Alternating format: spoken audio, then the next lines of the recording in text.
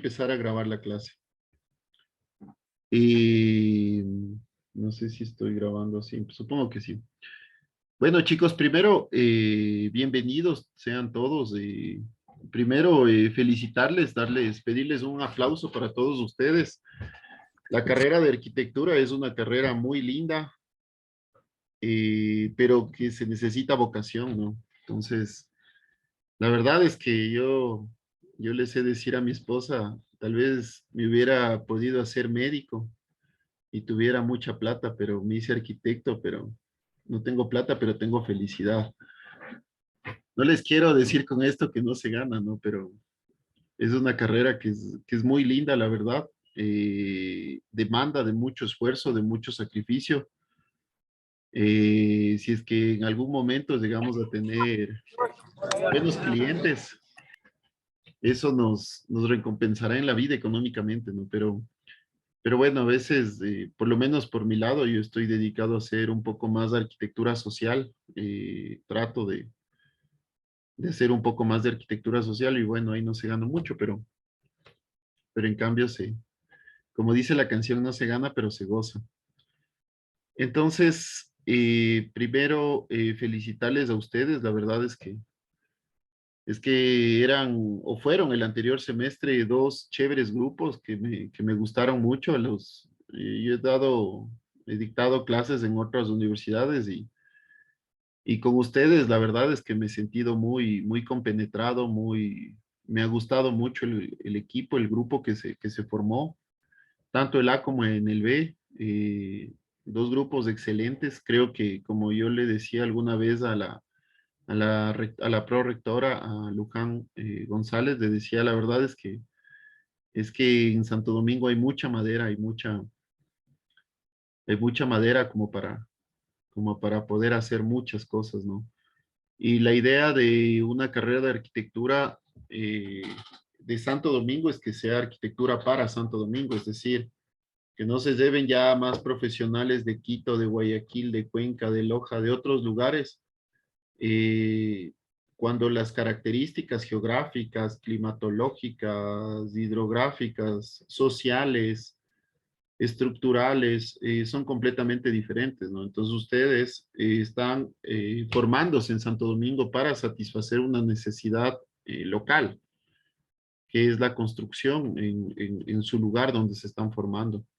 Muchas veces los profesionales que vamos de otros lugares no entendemos mucho la parte cultural, la parte climatológica, la parte geográfica, y vamos y proponemos ideas que posiblemente no estén de acuerdo a la región o al sitio donde vamos a implantar nuestras ideas, y se cometen muchos errores. Entonces, como les digo, me encanta a mí este proyecto, me parece que es muy lindo, me gusta, la verdad, me gusta mucho este proyecto y espero verles de aquí no en mucho tiempo, verles graduados. Me encantaría dirigir tesis de ustedes, me encantaría darles construcciones, urbanismo, donde creo que son mis mayores fuertes. O sea, no es chévere hablar de uno, pero creo que les podría aportar yo bastante ahí.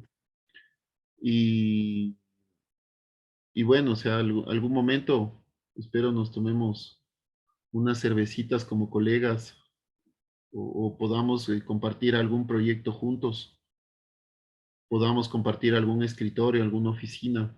La idea con esto, con este gran proyecto de una escuela de arquitectura, es que tengamos arquitectos de la localidad y esos arquitectos a su vez puedan reproducir arquitectura de la localidad. Espero que les haya yo sumado en la anterior materia que les di, espero que les haya dejado con alguna espinita que quieran sacar sobre un poco más de la academia. Como les digo, arquitectura es una carrera muy linda, es bastante sacrificada, pero algún momento les va a llegar a alegrar tanto ver cosas que se hacen, que les conmueven. O sea, es como no sé, cuando yo veo alguna edificación, me imagino que es como cuando alguien que toca música, algún músico escucha una canción nueva, por ejemplo, y le cambia el día, ¿no? Entonces, a mí por lo menos me sucede lo mismo. Seguro ustedes, algún momento cuando ya se compenetren con esta carrera, que la verdad yo creo que no es una carrera, no es una profesión, sino más bien es una forma de vida, les va a suceder, o sea, les va a suceder. Sí. Bueno, qué gusto verles nuevamente, ver algunos nombres ya conocidos, a Melanie, bueno, las Melanies, a Brian, a Nadia, a Oscar, a Stalin, por ahí también le vi a Kenneth, a Carolina, a Daniela. Qué gusto verles nuevamente. Espero que haya podido satisfacer sus necesidades académicas en la anterior materia y espero poder hacerlo en esta materia. Por favor, lo que siempre les he dicho, esto es un ida y vuelta, esto no es un monólogo. Si tienen alguna pregunta, por favor, paren y contestamos en ese momento, no duden en hacerlo. Si tienen alguna inquietud, por favor, en ese momento lo llevamos y como yo les digo siempre, ¿no? Esto no es que yo vengo a solo enseñar, también vengo a aprender, aprendí un montón de todos ustedes la anterior materia en expresión, aprendí un montón, me encantaron los trabajos finales y me acuerdo de muchos trabajos finales, la verdad es que me encantaron, algunos me daban ganas de llevarme a la casa, de sacarme a escondidas, de llegar en la noche a la universidad y sacarme escondidas, pero bueno, la verdad es que habían cosas muy lindas, muy interesantes, de mucho valor expresivo y lastimosamente no le pudimos llevar hasta más allá, o sea, llevarle tal vez al municipio para que vea más gente, para que se comparta lo que estamos haciendo. La arquitectura básicamente es comunicación y lo que no se comunica, lo que no se muestra, no se vende. Entonces, tenemos que empezar a comunicar lo que nosotros estamos haciendo. Sí. Sin más preámbulo, no sé si alguien quiere decir algo o alguien quiere tomar la palabra. No sé si escogieron lo típico, presidente de curso, vocales, donde tengamos algún interlocutor entre todos ustedes. No sé, ¿alguien quiere conversar?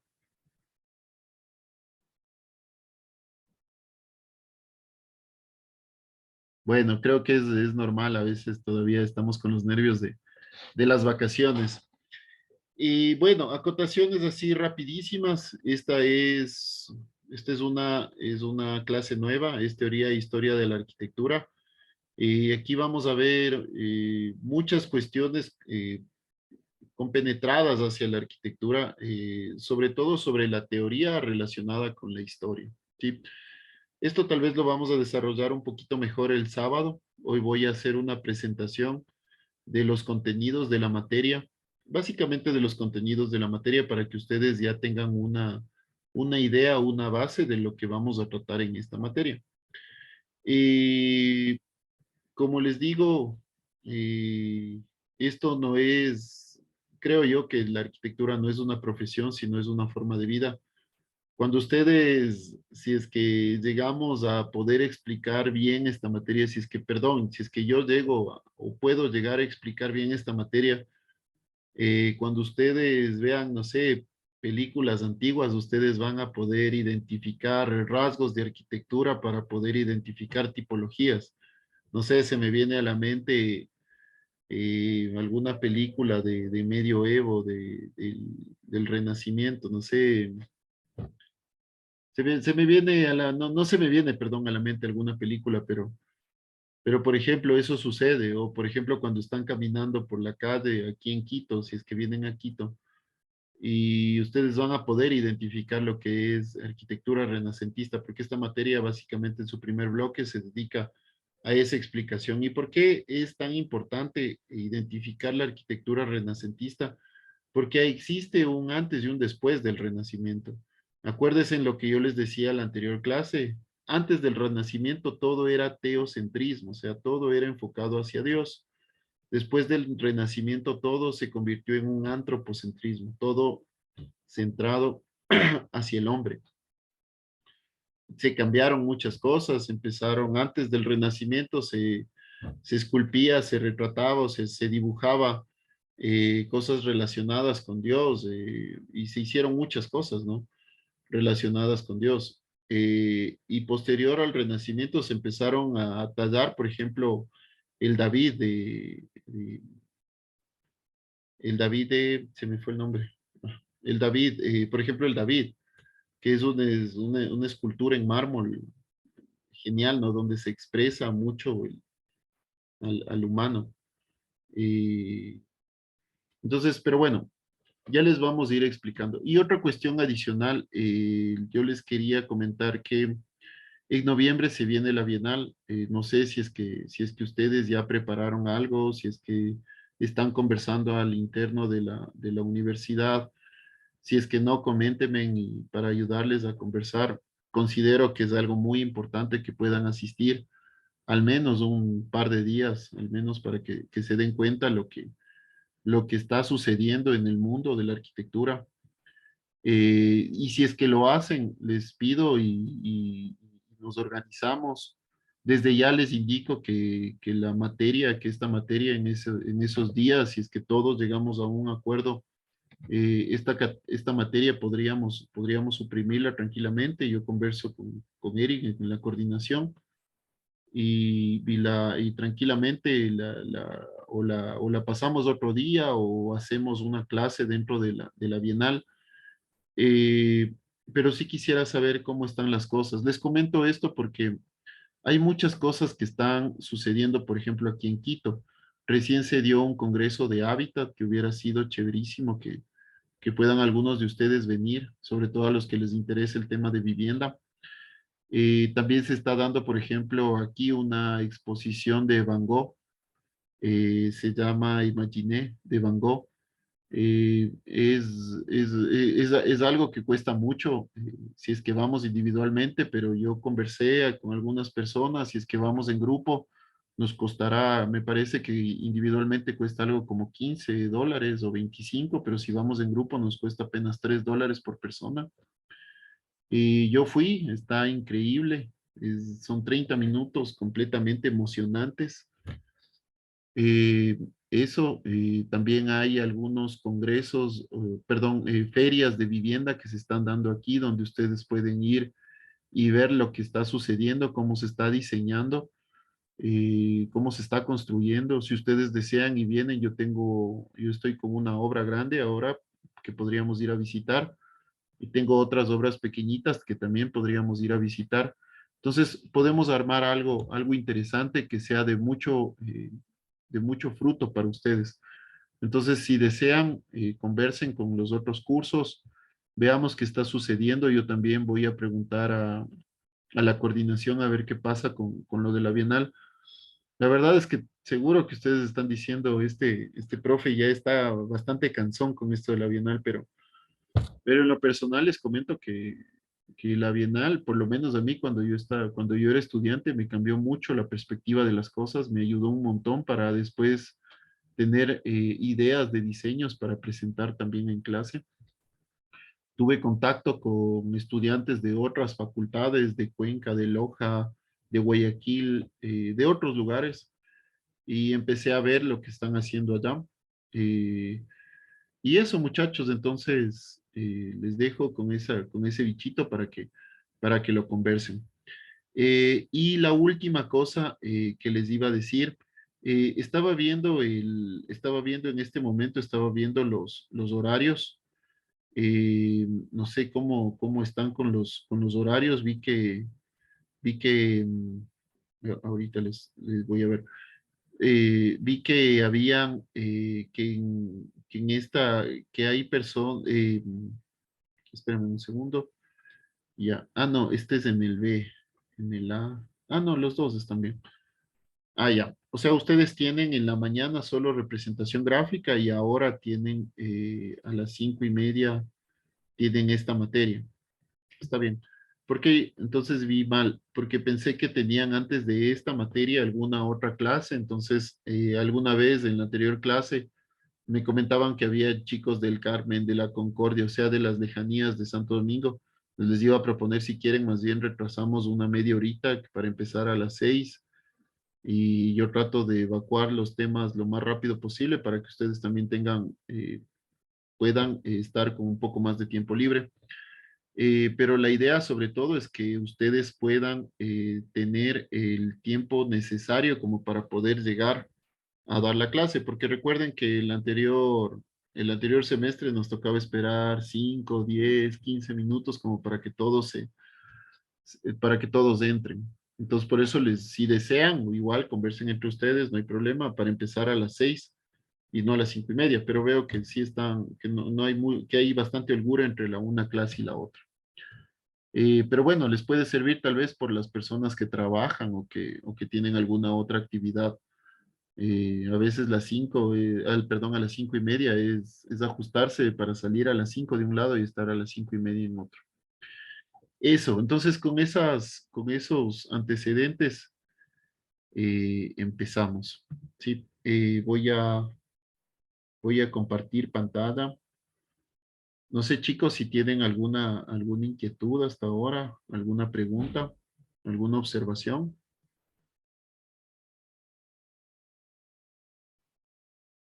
Bueno, espero que entonces todo esté claro o no esté claro.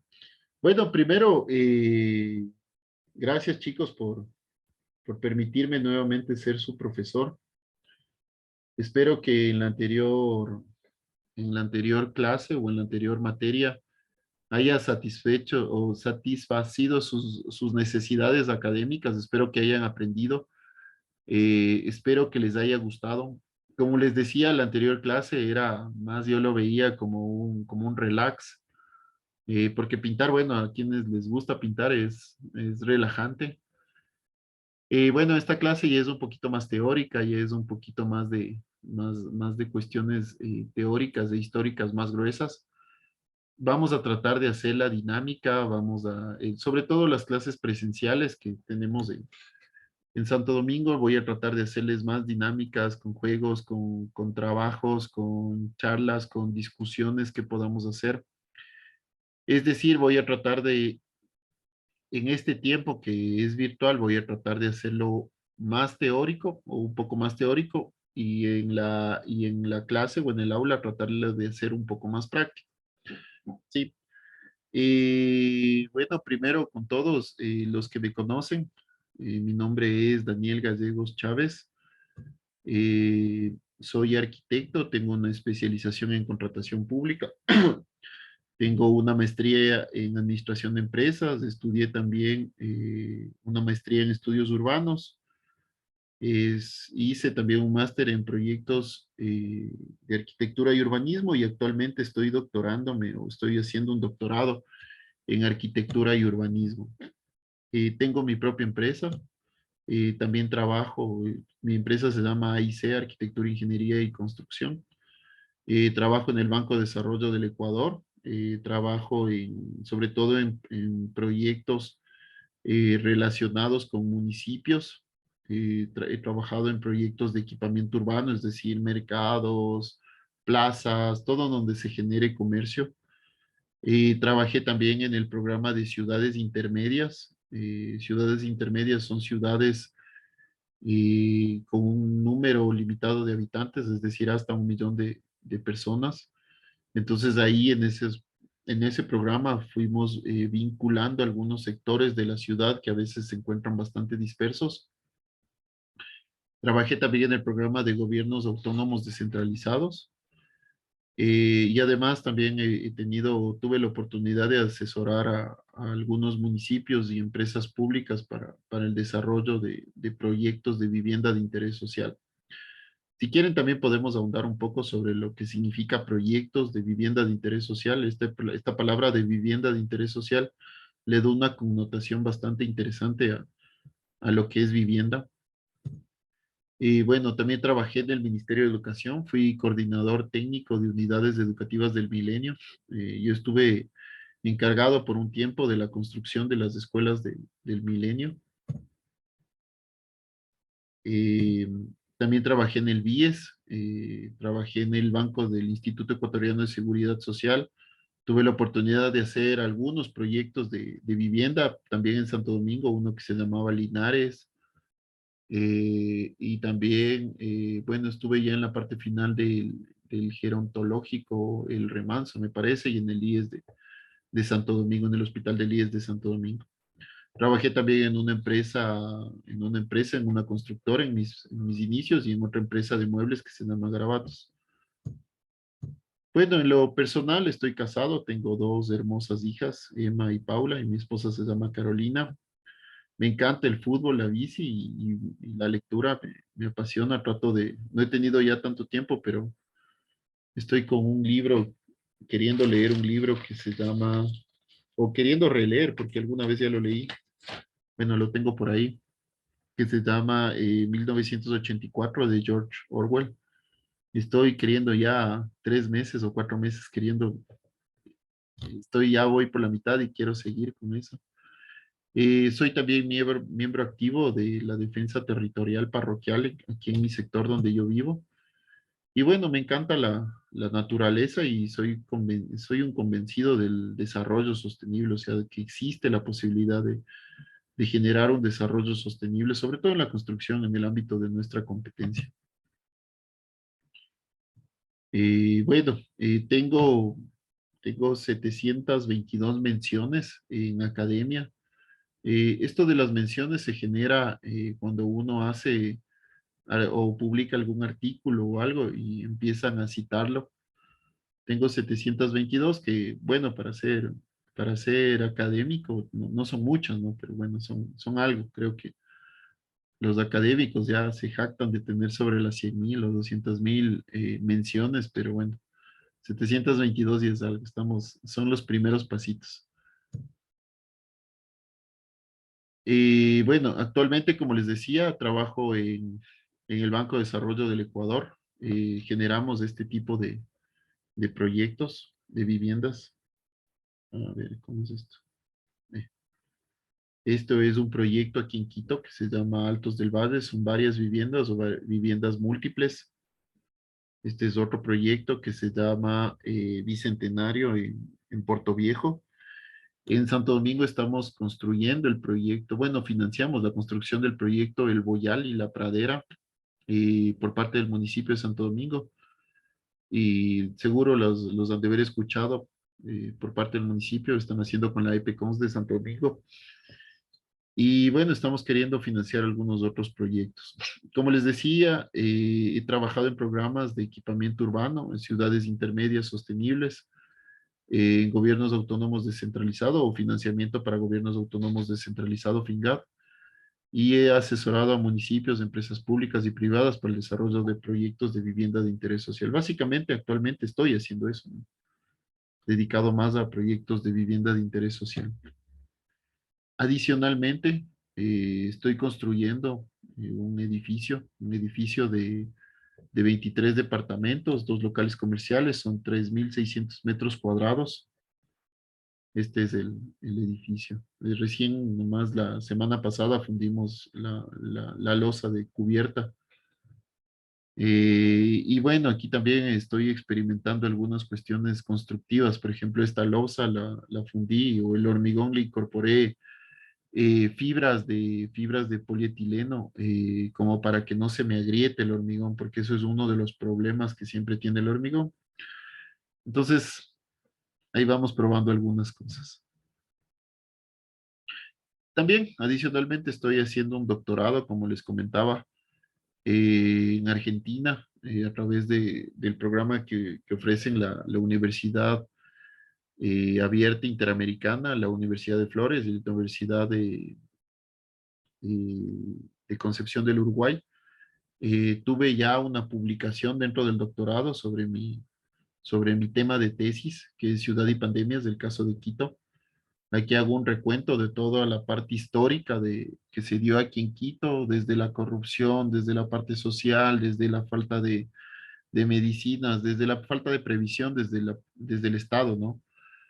Y bueno, también hago un análisis de cómo las pandemias han afectado históricamente a las ciudades. Es decir, esta no fue la última pandemia perdón, no fue la única pandemia que hemos tenido en la historia, sino solo fue la última, pero hemos tenido pestes bubónicas, hemos tenido casos de, bueno, un sinfín de pandemias, entonces todo esto afectó a la planificación urbana. O sea, por ejemplo, a partir de las pandemias, todo el mundo ahora, por lo menos aquí en Quito, lo que quiere es, si se compra su departamento, al menos quiere un balcón.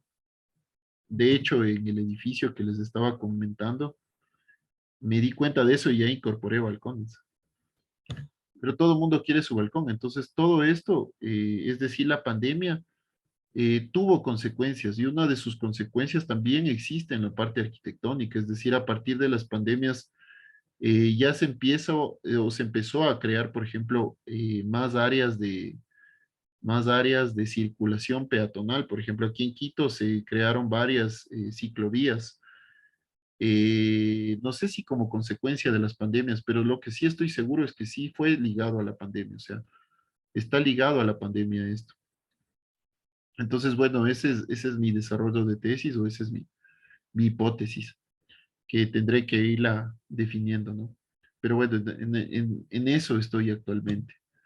Y también, claro, soy profesor acá creo que es la actividad que más me gusta en este momento, es poder ser profesor de ustedes en la Católica de Santo Domingo. Bueno, esto de ahora ustedes es más bien para verlo en clase, ¿sí? El día sábado conversamos entre todos, nos conocemos entre todos, algunos yo ya les conozco, pero bueno, seguramente tal vez no todos les conocen. Eh, Siempre me gusta tener dentro de las clases algún interlocutor donde yo pueda preguntarle cosas directamente o pedirle que me ayude a llevar algún mensaje hacia todo el grupo. O a veces también lo hago directamente en el grupo de WhatsApp, pero sí me gusta, pues, sobre todo por tener una retroalimentación de qué piensan las personas, cuál fue alguna incertidumbre que tuvieron, o si están de acuerdo o no están de acuerdo con alguna u otra situación. Si quieren eso también el día sábado lo vemos o designamos. Si es que ya hay un presidente, pues con mucho gusto. En el anterior curso, por ejemplo, me ayudaba Brian y Doménica, y que le hicieron un trabajo excelente. Si es que Brian está en esta clase, no sé si quieres repetir, si es que ya no quieres, bueno, eso lo conversamos el sábado. Pero bueno, el objetivo de esta asignatura de Teoría e Historia de la Arquitectura 2 es analizar los elementos y las características fundamentales que constituyen la arquitectura, considerando las condiciones sociales, culturales, físicas y tecnológicas, y la labor intelectual y teórica del arquitecto con su obra por medio de la comprensión panorámica del proceso histórico arquitectónico desde el Renacimiento hasta finales del siglo XIX, reconociendo en las edificaciones representativas sus principales aspectos espaciales, así como su relación con el contexto sociocultural, geográfico y técnico. Palabras más, palabras menos, vamos a hacer un recorrido histórico y teórico desde el Renacimiento hasta finales del siglo XIX, que puede ser, me parecería que entramos hacia allá un poco la modernidad. Un poco vamos a ver algunos tintes sobre la modernidad, es decir, vamos a empezar con la arquitectura renacentista, eh, con algunas otras arquitecturas que se empezaron dando hasta el inicio de la modernidad, que yo creería que es el Art Deco o el Art Nouveau, ¿sí? Bueno, vamos a tener un total de 120 horas. Estas 120 horas están divididas en 48 horas de docencia, en 24 horas prácticas de aplicación experimental de los aprendizajes y en 48 horas de aprendizaje autónomo, ¿sí? El resultado del aprendizaje de la asignatura básicamente es el núcleo básico de la arquitectura, perdón, de la teoría, historia y urbanismo. Argumenta las respuestas a las necesidades y problemas de la arquitectura y del urbanismo de manera analítica y crítica en un contexto intercultural global y local, valorando el patrimonio, asumiendo una postura disciplinar, teórica, conceptual, investigativa, expresada apropiadamente y de manera coherente y pertinente al tiempo y al espacio. Palabras más, palabras menos también son a veces este tipo de, esto es sacado de los PEA, de los programas bueno, programas de educación y aprendizaje, me parece que es del PEA. Pero lo que quiere decir es básicamente eso, o sea, vamos a hacer un recorrido histórico y teórico desde el Renacimiento hasta el inicio de la modernidad. eh, y vamos a ver también las cuestiones sociales, las cuestiones culturales, las cuestiones geográficas, las cuestiones técnicas. En la parte del urbanismo incorpora mucho la parte de social y cultural y geográfica. En la parte de la arquitectura vamos a ver sobre todo la parte de la técnica. eh, y actualmente el patrimonio valorado, ¿no? que tenemos gracias a este tipo de arquitectura. Bueno, dentro del contenido de la materia, o esta materia se dividió en tres bloques. El uno es la concepción y composición del espacio arquitectónico desde una visión renacentista. Acuérdense que el Renacimiento, perdón, espérenme un segundito, voy a cambiar esto. Puntero, pluma, eso. Que el Renacimiento, en el Renacimiento hay un corte histórico de las cosas. Hay un antes del Renacimiento y un después del Renacimiento. En el Renacimiento, perdón, antes del Renacimiento todo era teocentrismo, es decir, todo era enfocado en Dios, todo lo creaban a través de Dios. Las iglesias querían que sean más altas para poder sentirse más cerca de Dios, y gracias a eso también se generó mucha arquitectura, por ejemplo, el barroco o el gótico. El gótico es una arquitectura hermosísima donde se desarrolló mucho la parte estructural y la parte funcional. Pero a partir del Renacimiento empieza a existir un antropocentrismo. En el Renacimiento se empieza a hacer el uso de las perspectivas, de las axonometrías, de los planos. Realmente ahí es cuando existe un brinco y algunos autores dicen que ahí es cuando nace la arquitectura como ciencia y arte, ¿no? No es que antes no haya habido esto, pero aquí es cuando el arquitecto empieza a asumir un rol diferente, ¿sí? Entonces, a todo esto yo le he llamado el núcleo básico de teoría, historia y urbanismo. ¿Por qué no de la arquitectura? Porque la arquitectura está implícita dentro del urbanismo. Cuando nosotros hablamos de urbanismo, estamos hablando de arquitectura. Sí, es como yo les hacía la analogía. Arquitectura es el árbol, urbanismo es el bosque. O sea, si es que queremos hablar posiblemente de un árbol, eh, podemos entender ese árbol desde la concepción o desde el conocimiento del bosque, ¿sí? Entonces, recuerden esta analogía como para que entendamos bien la diferencia entre arquitectura y urbanismo. Cuando hablamos del urbanismo, empezamos a hacer, o para poder entender el urbanismo, empezamos a hacer ese análisis desde la arquitectura, ¿sí? Bueno, eh, continuamos. Bueno, vamos a hablar ahora de los bloques, ¿sí?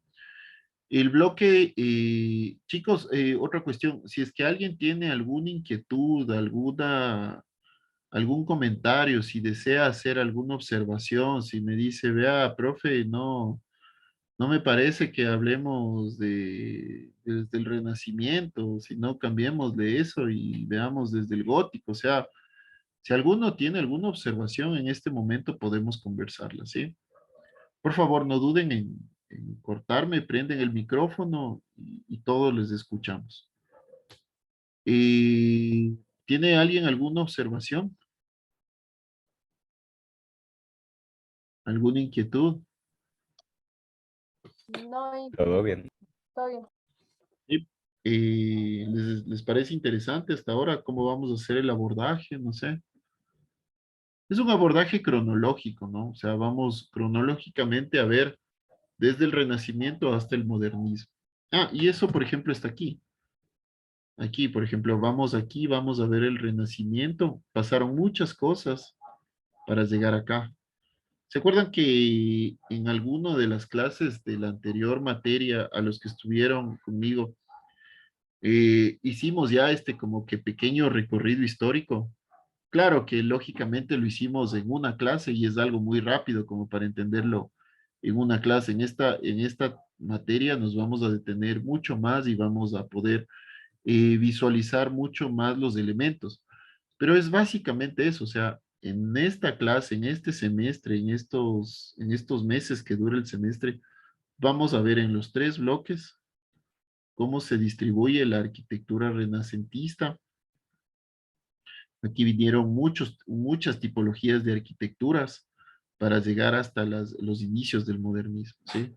Lo que hablábamos de Le Corbusier, del Art Deco, del Art Nouveau, del uso del acero, del uso del cristal. Aquí en la parte renacentista veremos un poco de cómo se vino dando las axonometrías, cómo se empezó a utilizar las axonometrías, las perspectivas, cómo se dio la antropometría, es decir, la relación del cuerpo humano con el espacio.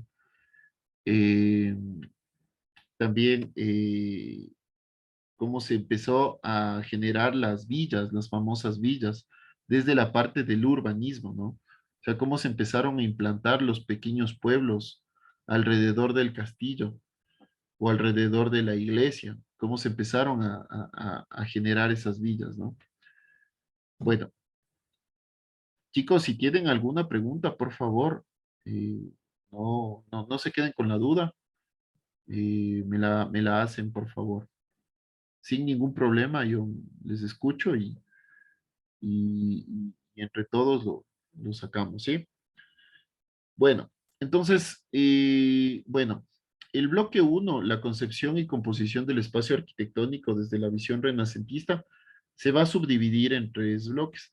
Disculpen que sea esta parte un poco teórica y un poco tediosa, pero quiero que por favor vean todo el contexto de la materia, como para que inicialmente ustedes ya puedan ir viendo de qué se trata esta materia, ¿sí? Bueno, entonces está subdividido, como les decía, en tres bloques, el inicio de la edad moderna. Ah, otra cuestión. ¿Ustedes han escuchado de la edad antigua, la edad moderna y la edad contemporánea? El renacentismo es el inicio de la edad moderna, ¿sí? Antes del renacentismo se hablaba de la edad antigua.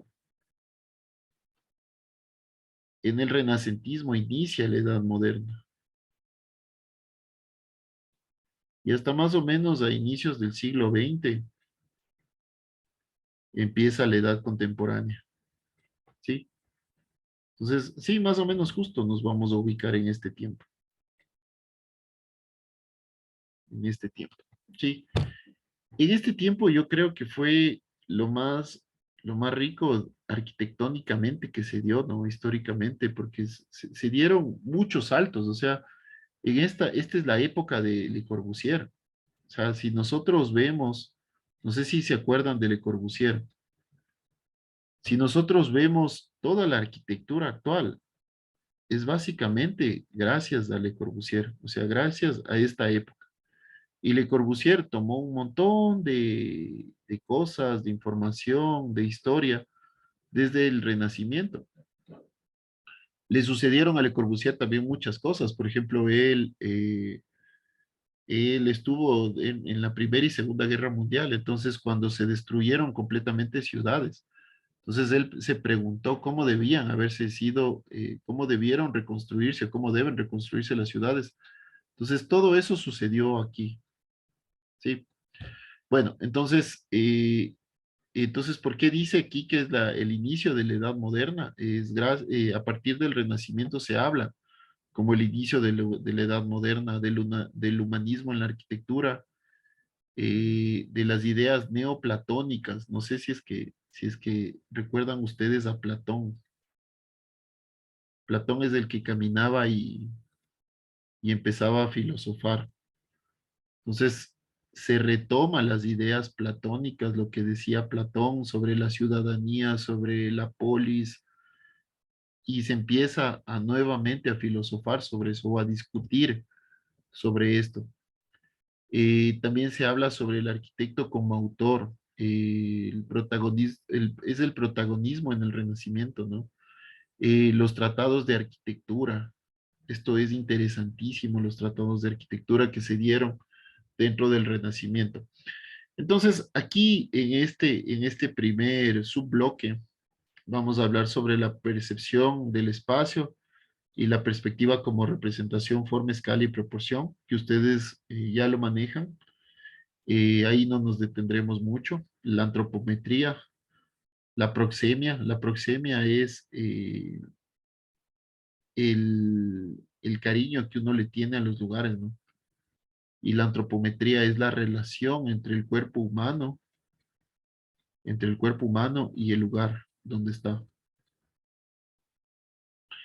Es decir, gracias al Renacimiento, aunque ustedes lo vean ilógico, que no lo vean tan creíble, pero gracias al Renacimiento, donde se empieza a hablar de una antropometría, la silla o el escritorio de su mesa, donde están viendo ahora esta presentación, tiene 90 o 80 o 70 o 1 metro de alto.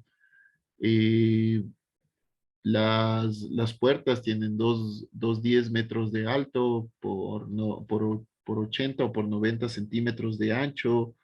Los corredores tienen al menos 1,20 m. Es decir, empieza a haber esa relación entre el cuerpo humano y los espacios.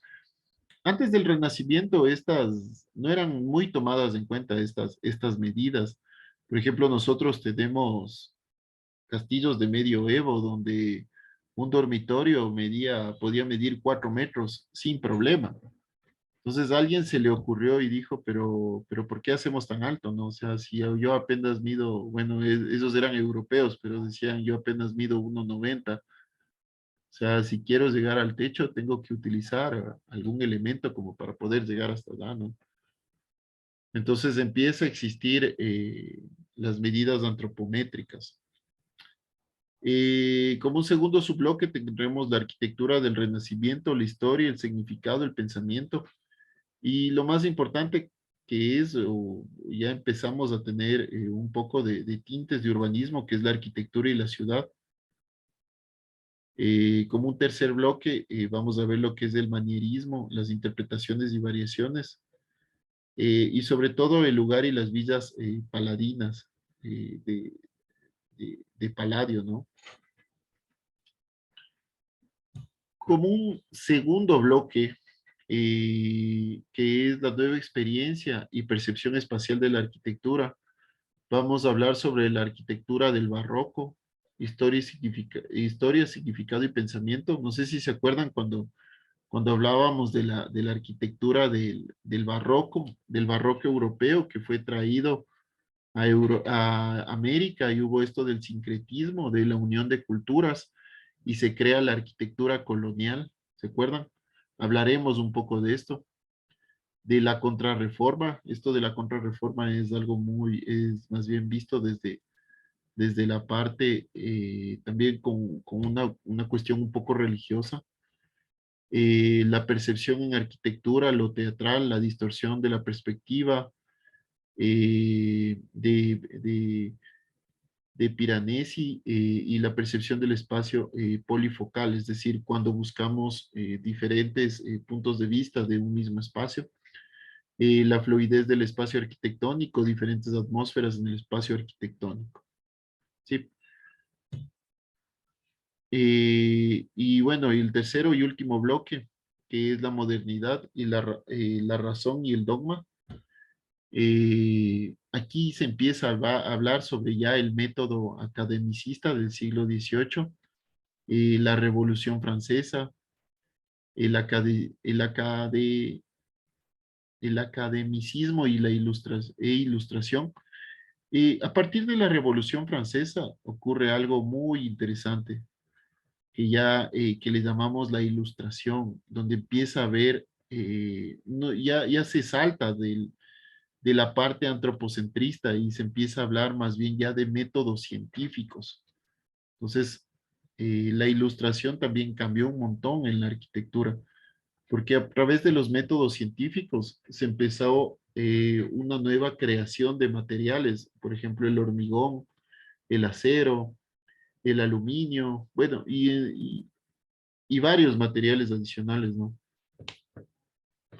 Y también hablaremos sobre el pensamiento de la razón, pensamiento cartesiano, lenguaje y tipo como método académico, el repaso sobre el tipo y el arquetipo, esto del arquetipo también es interesantísimo, el pensamiento y arquitectura de Boulez, de Durand, de Ledoux, el pensamiento de Kant, lo bello y lo sublime de la arquitectura de Ruskin y las siete lámparas de la arquitectura. Perdón, Ruskin y las siete lámparas de la arquitectura. Como un segundo subbloque hablaremos sobre arquitectura historicista, la historia, el significado y el pensamiento y elementos y configuraciones edilicias. Esto de los elementos edilicios hace referencia a elementos construidos. Muchas veces en bibliografía ustedes escucharán los elementos edilicios. Básicamente son elementos construidos. Los ejemplos de arquitectura neoclásica en el Ecuador, también existe un montón de ejemplos de arquitectura neoclásica en el Ecuador, eh, y sobre todo la revolución industrial. Cuando existe la revolución industrial en Inglaterra, empieza a construirse o empieza a generarse una producción fordista, se llama. Esto de la producción fordista es esta producción en cadena. Pues gracias a eso, por ejemplo, tenemos esto, lo que les mostraba a un inicio. Gracias a eso tenemos este tipo de producción de estas viviendas que son las mismas y se replican, ¿no? N veces. Por ejemplo, para ustedes, si es que conocen o no conocen, en Santo Domingo, el proyecto El Boyal es solo un tipo de vivienda, es un solo tipo de vivienda replicada 318 veces.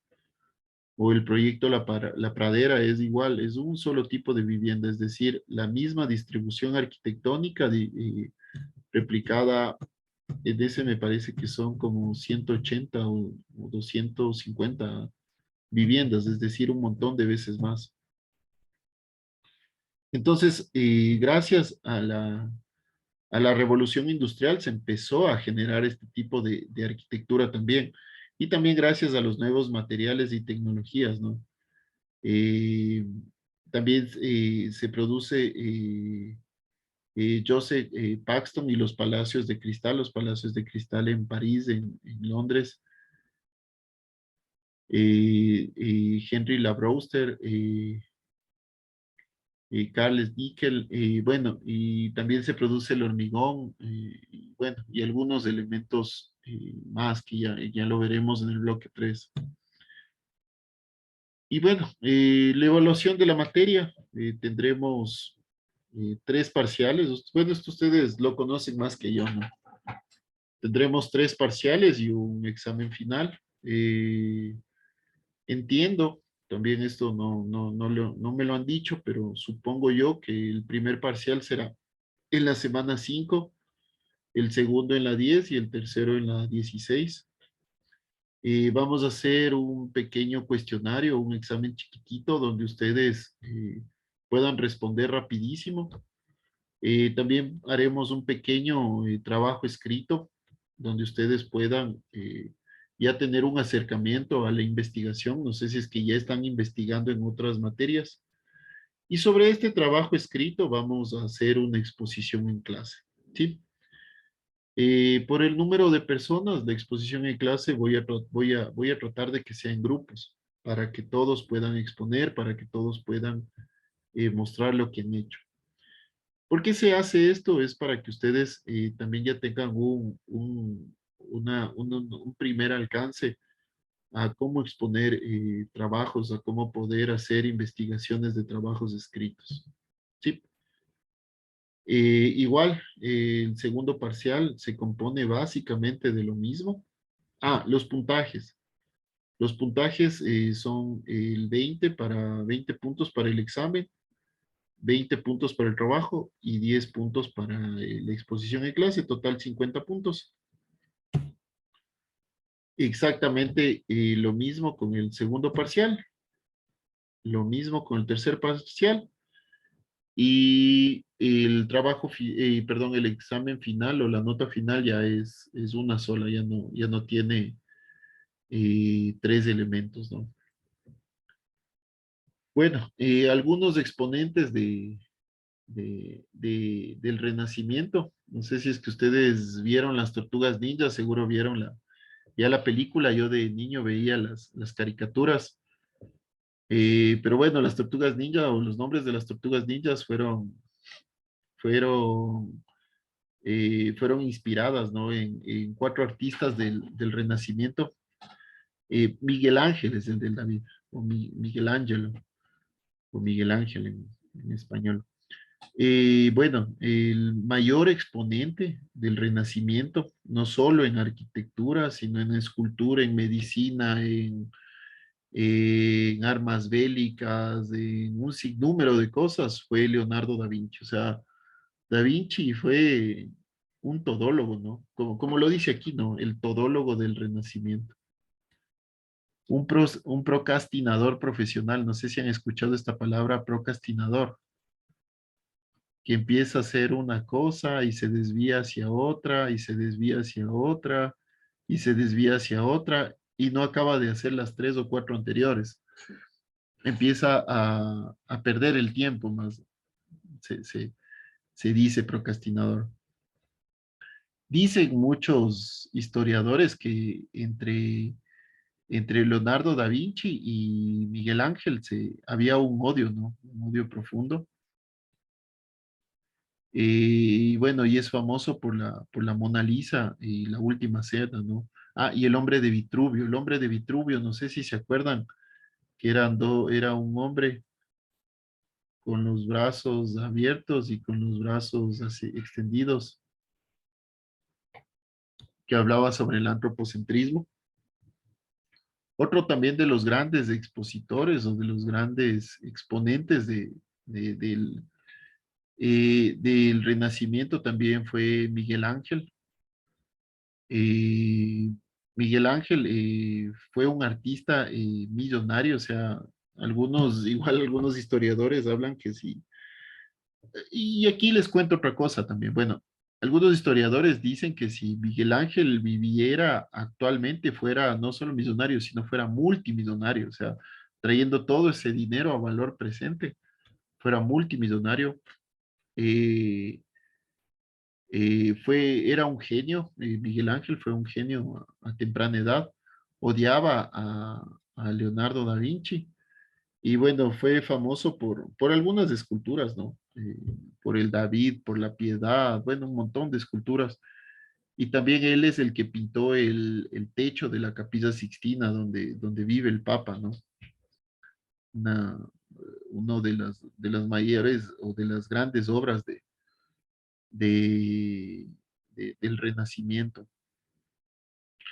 Lo que les iba a contar, el Renacimiento o todos estos artistas, todos, nacen o se producen gracias a un financiamiento. También la parte bancaria se desarrolló mucho en el Renacimiento. Ahí es donde nacen los primeros, no bancos, sino banqueros. Esta familia Medici. La familia Medici es quien auspiciaba a todos ellos. Era una familia de banqueros multimillonarios, bueno, millonarios para esa época, que les financiaban a todos ellos. Les financiaban sus esculturas, sus pinturas, compraban ellos mismos sus pinturas, sus esculturas, todo. Compraban su arquitectura y Y bueno, o sea, todo fue también gracias a ellos, ¿no? Fue bueno, fue un sinnúmero de cosas que se pudo dar. Eh, Otro exponente fue Rafael, ¿no? El niño maravilla del Renacimiento, fue popular y carismático. Él era, sí, algunos historiadores decían que él era eh, fanboy, le ponen aquí, pero él era muy seguidor, ¿no? De lo que hacía Leonardo y Miguel Ángel. Y él hizo las famosas esculturas de Atenas, ¿no? De las Atenas. Otro famoso escultor también, bueno, Rafael más era pintor, pero bueno, también ellos eran multifacéticos. Pero otro escultor eh, famoso, uno de los padres del Renacimiento, fue Donatello, el maestro del cincel, rebelde, con causa y con talento, uno de los fundadores del Renacimiento y famoso por el David, escultura de bronce, el primer desnudo masculino desde la antigüedad. Otra cosa interesante dentro del Renacimiento es que, por ejemplo, la homosexualidad no era mal vista, ¿no? Aquí, de hecho, se habla que Da Vinci, que posiblemente Miguel Ángel, eran homosexuales, ¿no? Entonces no era mal visto, ¿no? En esta época. Pero bueno, uno de los más grandes expositores fue Leonardo da Vinci, posiblemente el más conocido, ¿no? Él fue conocido o él generó una marca, ¿no? Él es conocido por la Mona Lisa, por la Última Cena, donde no sé si ustedes se acuerdan que veíamos la Última Cena, las perspectivas que utilizó él para la Última Cena. Pero bueno, él también fue mucho más que un pintor. Los cuadernos, alguna vez veía yo en un documental que se recuperaron los cuadernos de Leonardo da Vinci, donde él empezó a pintar anatomía o empezó a dibujar anatomía de los caballos, por ejemplo. Yo me imagino que él encontraba animales muertos y empezaba a diseccionar y a pintar lo que encontraba. Entonces él también es el padre de la anatomía, de la medicina, ¿no? Eh, sin Da Vinci, posiblemente, por ejemplo, la anatomía, la arquitectura, la ingeniería, hubieran tomado otros rumbos, ¿no? Es una de esas personas que cambia completamente la historia. ¿Por qué la anatomía? Porque él empezó a dibujar, a diseccionar cuerpos y empezaba a dibujar los músculos, cómo los músculos se conectaban con la carne, se conectaban con la piel. Empezaba a dibujar esqueletos de la arquitectura. Él empezó a generar un montón de cuestiones dentro de la arquitectura y de la ingeniería. En la ingeniería, por ejemplo, el helicóptero se habla que es gracias a Da Vinci, o sea, porque él empezó o él hizo una de las primeras máquinas de helicópteros. También él empezó a estudiar la mecánica de fluidos, ¿no? Por ejemplo, el agua, cómo corre, cómo deberían ser las cosas, ¿no? Y en la mecánica de fluidos. Pero bueno, Da Vinci fue un genio, ¿no? Uno de esos que cambian, que cambian la historia, ¿no? Es un tipo sobrehumano o sea, una persona muy poco común, con una mente completamente curiosa que cambió completamente la historia. Es el mayor exponente del renacentismo, no solo en la parte arquitectónica, ingeniería, pintura, sino el más grande exponente dentro de todo el ámbito del Renacimiento, ¿sí? Aquí nos detendremos algún momento como para conversar de él. Y bueno, ya queriendo cerrar un poco esto, algunas reflexiones. Ya hemos visto que el estilo renacentista es una arquitectura de gusto, que no busca ninguna lógica, consistencia y justificación, aparte de proporcionar placer. Geoffrey Scott lo dijo esto. Geoffrey Scott es un historiador de arquitectura. Él tiene algunos libros sobre arquitectura y él se centró mucho en el estilo renacentista. Vamos a tocar algunos de sus estudios dentro de esta materia. Pero es cierto, o sea, la arquitectura renacentista no buscaba alguna lógica o justificación. Lo principal de la arquitectura renacentista es escultórica, es decir, por sí ser una obra de arte. Es decir, si nosotros vamos a la Capilla Sixtina, por ejemplo, es una obra de arte desde adentro hacia afuera, o sea, por donde lo vean, cada columna, cada friso, cada frontón, cada arco, son esculturas, o sea, podríamos empezar a quitarle a la Capilla Sixtina, no sé, la columna y esa columna de por sí, o sea, esa columna, esa sola columna, es una obra de arte, o sea, es algo escultórico. Eh, lo que decíamos de Miguel Ángel, ¿no? Lo que pintó en el tumbado de la Capilla Sixtina. De por sí eso es algo escultórico, ¿no? Es algo hermoso, o sea, y por eso Scott decía eh, que su única justificación es proporcionar placer a la vista, a las sensaciones, ¿no? Eh, Geoffrey Scott, bueno, él trabajó mucho desde la historia y sobre todo de la historia relacionada con el humanismo, ¿no? Y él llegó a muchas conclusiones o a muchas cuestiones sobre el Renacimiento que nos enseñan a ver de diferente manera, ¿no?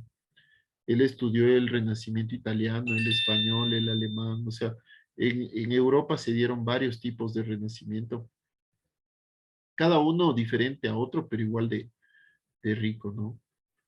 Entonces eso también lo vamos a verlo. Y bueno, ya para ir terminando alguna bibliografía que les dejo, está dentro del sílabus. El sílabus ya lo voy a subir para que todos ustedes puedan verlo. Y bueno, lo más importante es que hayan visto una perspectiva general de lo que se trata la materia. Como les digo, esta materia, a diferencia de la anterior, es un poco más cargada de teoría, bueno, no un poco, sino bastante más cargada de teoría. Trataré de hacer lo más dinámica posible, eh, pero igual, o sea, historia, a mí la historia en lo personal, a mí me encanta la historia, me encanta la historia y la teoría, y espero o aspiro que poderles transmitir esa sensación que a mí me produce la historia y la teoría. A mí, por lo menos a mí es como una novela, ¿no? Como cuando uno ve la novela y se queda con ganas de más, o sea, se queda con ganas de escuchar más sobre lo mismo. Es como cuando ven las series en Netflix o en cualquier otra plataforma de streaming. Y para mí eso es la historia, o sea, y empieza uno a ver y ya no se puede cansar y no se cansa de ver y empieza a seguir viendo, a seguir viendo, a seguir viendo y quiere cada vez más, ver más, o sea. Y igual a la teoría, ¿no? La teoría es relacionado, va muy relacionada con la historia de la arquitectura. Igual, para los que no me conocen, aquí les dejo mis contactos. Quien quiera, bueno, si están en el grupo de WhatsApp ya podemos tener un contacto más directo, pero si necesitan algo, con el mayor de los gustos, estoy para servirles. Eso, chicos, como les decía, voy a tratar de que esta primera clase no sea tan cargosa, tan cargada. Eh, Espero no haberles aburrido. Espero que se hayan quedado con el bichito de escuchar más. Para el sábado ya tendremos nuestra primera clase presencial y ahí podremos conversar un poco más, eh, más a las anchas. No sé si tienen alguna inquietud, alguna pregunta. Ninguna, profe. Bueno, chicos, entonces dejémoslo esto aquí y nos estaremos viendo el sábado, ¿les parece? Me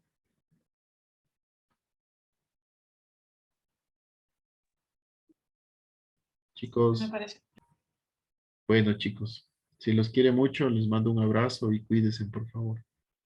Ha sido un gusto volver a verlo. Gracias, un No, fue el gusto. gusto Gusto, mío, Lice. realmente. Nos vemos, Gracias. chicos. Cuídense mucho, un abrazo. Gracias igualmente. Chao, chicos.